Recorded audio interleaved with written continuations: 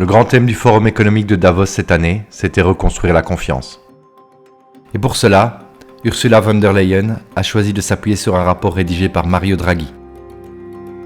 Un document censé établir un plan pour relancer la compétitivité de l'Union européenne. J'ai feuilleté ce rapport et le constat est accablant.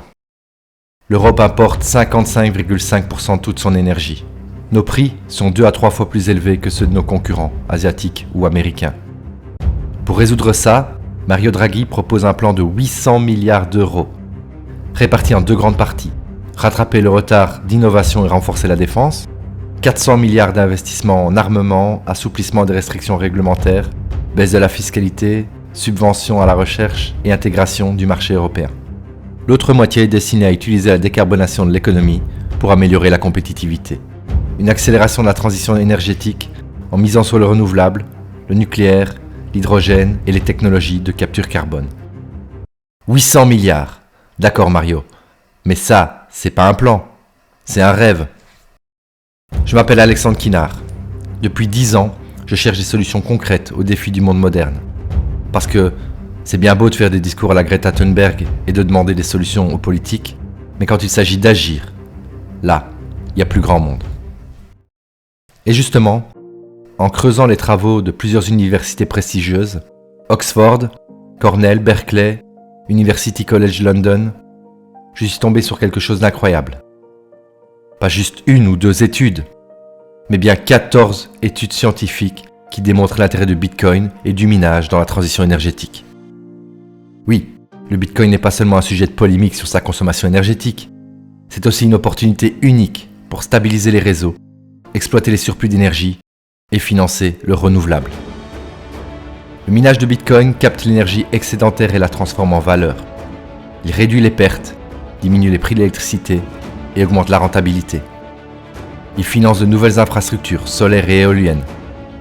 Il réduit les émissions de gaz à effet de serre en valorisant le gaz perdu.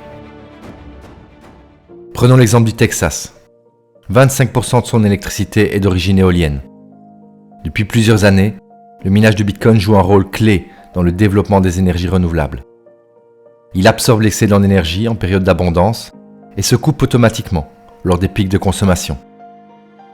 Les centres de minage fonctionnent 100% à l'énergie solaire pour prouver la viabilité de ces modèles. D'autres rachètent des parcs éoliens existants pour en faire des sources d'énergie dédiées. Résultat, non seulement on accélère la transition énergétique, mais en plus, on génère des revenus et on crée des emplois. On n'attend pas des milliards d'euros en subventions, on construit une économie rentable. Si toutes les entreprises et fonds d'investissement dits écologiques étaient vraiment sérieux, ils devraient tous être derrière le minage du Bitcoin.